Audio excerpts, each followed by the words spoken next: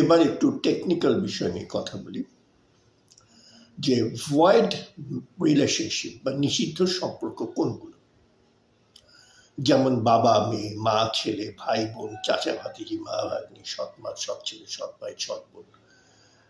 কোরআনে যে নিষিদ্ধ 14 রকমের সম্পর্ক আছে এগুলো হলো ভয়েড বা ইনসেস্ট। এগুলো কোনো অবস্থায় স্বামী স্ত্রী হতে পারবে না, কিয়ামত পর্যন্ত স্বামী স্ত্রী হতে পারবে না। তো এটা কি ওরকম সম্পর্ক ছিল যে স্বামী স্ত্রী হতে পারবে না?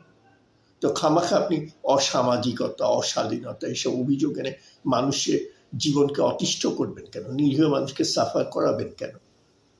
তো এগুলো সেন্সিটিভ ম্যাটার। খামাখা এরকম কেন স্টেপ নেওয়া হবে? ল অফ এভিডেন্সের কথা বলি, যে বার্ডেন অফ প্রুফ কার উপর? এভিডেন্স অ্যাক্ট 101, 102, 103, 104 কি বলে? যে অভিযোগ করে সে প্রমাণ করবে। বার্ডেন অফ প্রুফ হলো অ্যাকিউজারের উপর, অভিযোগকারীর উপর। আপনি অভিযোগ করলে আপনি প্রমাণ করবেন। আপনি যখন অভিযোগ করবেন যে তারা স্বামী স্ত্রী না, আপনি প্রমাণ করবেন যে আপনি দেখাবেন তারা ছিলেন বাবা মেয়ে, মা ছেলে, ভাই বোন, চাচা ভাতিজি, মা ভাগ্নি, সৎ মা, সৎ ছেলে, সৎ ভাই, সৎ বোন, এরকম ইনসেশিয়াস রিলেশনশিপ যে কারণে স্বামী স্ত্রী হতে পারবে না। অ্যাডহক বেসিসে কাউকে তো ওরকম বলা যাবে যে তোমরা স্বামী স্ত্রী হতে পারবে না। লজিক দিয়ে প্রুফ করবে অভিযোগকারী, এই কথাটা বুঝতে হবে। আমাদের প্রশাসনের কর্মকর্তারা তো এই কথা বুঝে না, আইন শৃঙ্খলা রক্ষাকারী বাহিনীরাও বোধহয় এই কথাটা বুঝে না যে বার্ডেন অফ প্রুফ অভিযোগকারী, যে অভিযোগ করে সে প্রুফ করে। বাংলাদেশ কনস্টিটিউশনে আসি, আর্টিকেল 32 কি বলছে? Nobody should be deprived of his life and liberty unless it is in accordance with the law. অর্থাৎ কাউকে তার জীবনে অধিকার এবং স্বাধীনতার অধিকার থেকে বঞ্চিত করা যাবে না কোনো আইনানুগ কারণ ছাড়া। তো এখন দেখুন, প্রেম ভালোবাসা কি জীবন স্বাধীনতার অধিকারের মধ্যে পড়ে না? যৌনতা কি স্বাধীনতার মধ্যে পড়ে না? তো কমন সেন্স দিয়ে মানুষ বুঝতে পারে। আমরা কম্পারিশনের জন্য আমেরিকান কনস্টিটিউশনের দিকে দেখি। আমেরিকান কনস্টিটিউশনে কি বলা আছে? Life, liberty and pursuit of happiness. এগুলো হলো গড গিফটেড রাইট, এগুলো কোনো সরকার ভায়োলেট করতে পারবে না। তো আমেরিকানরা কি লিবার্টি বলতে যৌন স্বাধীনতাও বোঝে। এটাই স্ট্যান্ডার্ড, যে জীবনে অধিকার, স্বাধীনতা অধিকার মধ্যে যৌন স্বাধীনতা, প্রেম ভালোবাসার স্বাধীনতা। তো বাংলাদেশের কনস্টিটিউশনে তো life, liberty and pursuit of happiness in the first place protected.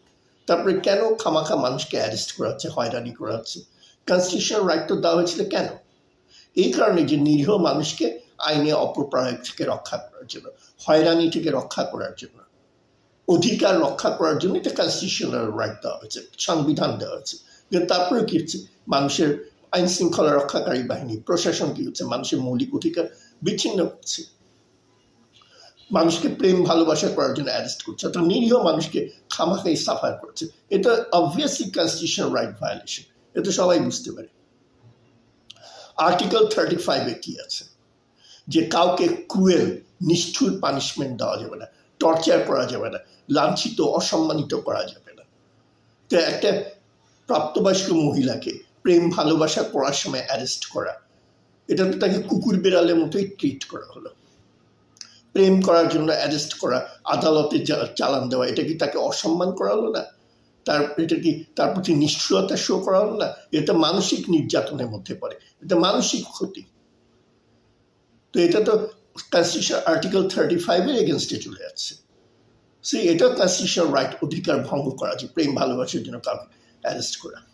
তো কি দেখা যাচ্ছে? যে বাংলাদেশের আইন শৃঙ্খলা রক্ষাকারী বাহিনী, প্রশাসন কি করছে? মানুষের কনস্টিটিউশনের আর্টিকেল 32, আর্টিকেল 35 বোথ কি করছে? ভায়োলেট করছে, দুটো সাংবিধানিক অধিকারই ভায়োলেট করছে। যে কারণে কি হচ্ছে? অসংখ্য সমস্যা তৈরি হচ্ছে, নিরীহ মানুষ অত্যাচারিত হচ্ছে, টর্চার হচ্ছে, পুলিশ কাস্টাডিতে নারী নির্যাতনের সংখ্যা বাড়ছে, নারী নির্যাতন সংগঠিত হচ্ছে। এইসব বন্ধ করার জন্য হিউম্যান রাইট প্রোটেকশন দিতে হবে, কনস্টিটিউশনাল রাইট প্রোটেকশন দিতে হবে। আমরা আশা করব যে বাংলাদেশে এসব human right violation, constitutional right violation বন্ধ হবে এবং নিরীহ মানুষ শান্তিতে নিরাপদে থাকতে পারবে। বাংলাদেশ একটা নিরাপদ রাষ্ট্র হবে, সভ্য রাষ্ট্র হবে। ধন্যবাদ।